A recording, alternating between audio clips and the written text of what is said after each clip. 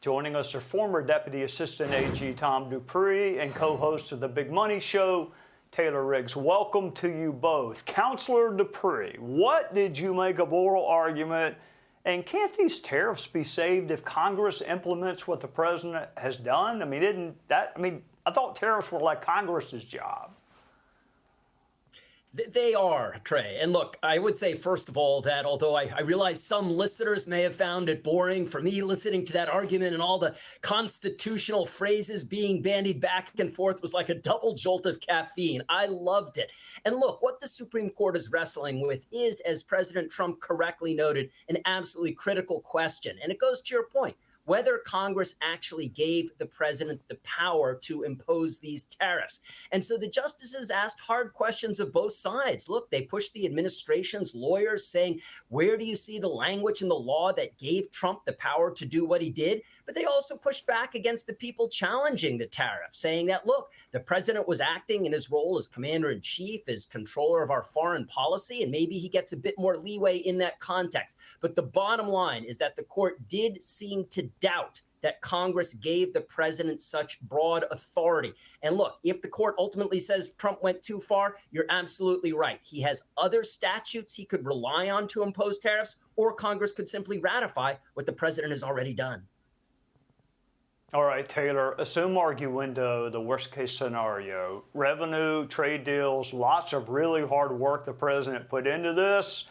Could be all for naught. So what happens if the court says they relied on the wrong statute? Does the money have to be returned? And if so, to whom? And is it going to be unsettling for the markets?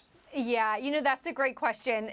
We're looking at what could be north of $100 billion looking to be returned. I think that's worst case scenario. People trying to figure out if the court deems this a tax on businesses or a tax on consumers, how do you start to redistribute the refunds of all of that? I don't think anyone wants to try to think about how that goes. I think the good news, though, Trey, is that markets and business leaders want certainty. So if the Supreme Court says, go for it, this is okay, markets and business leaders and corporations say, great, I can plan for that. If the Supreme Court says, no, the president overstepped and you can't do this, business leaders and corporations in the market will say, great, I can plan for that, right? They just need clarity in either direction. And as the other guest and you have mentioned in your introduction, there are other statutes that the president can use. So again, I think business leaders and the markets aren't going to tank no matter what happens. From the Supreme Court, it really is. They just want clarity so that they can plan. I need to figure out what I'm going to charge, how I'm going to import my business 90 days, 18 months from now. And I don't want to be going back and forth and trying to figure out what I charge and who my importer is. All right, Tom, sometimes the media has a tendency to kind of dumb down court decisions.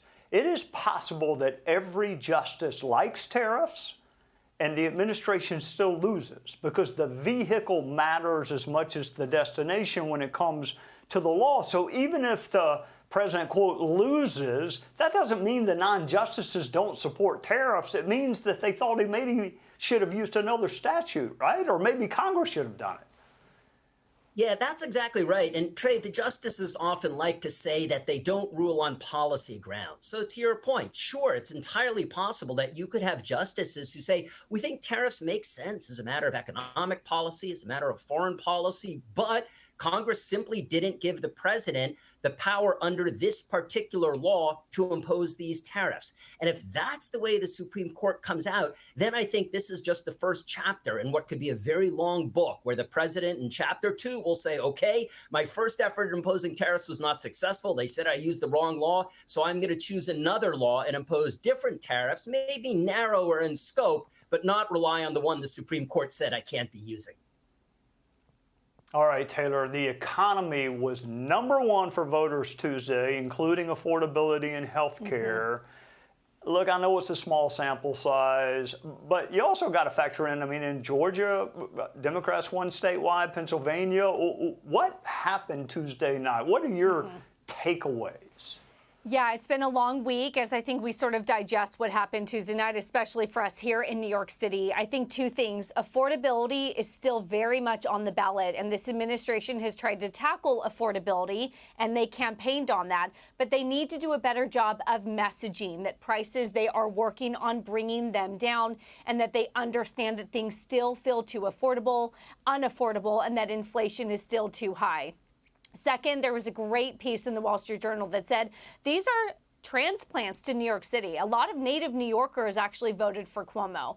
These are young, college-educated, white, wealthy individuals who are blaming capitalism for their degrees instead of their $80,000 a year liberal arts degree that they're finding out is pretty worthless in a job market such as these. So we're going through some pains here and trying to communicate capitalism isn't perfect, but it is the best option that we've gotten.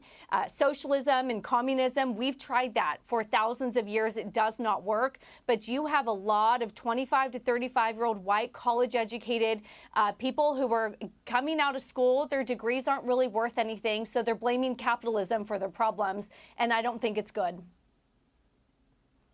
Well, thank you both for helping us on a Sunday night. And Tom, actually, I'm a nerd too. I listened to the oral argument. I thought it was fascinating, but don't tell anyone. I don't want them to know.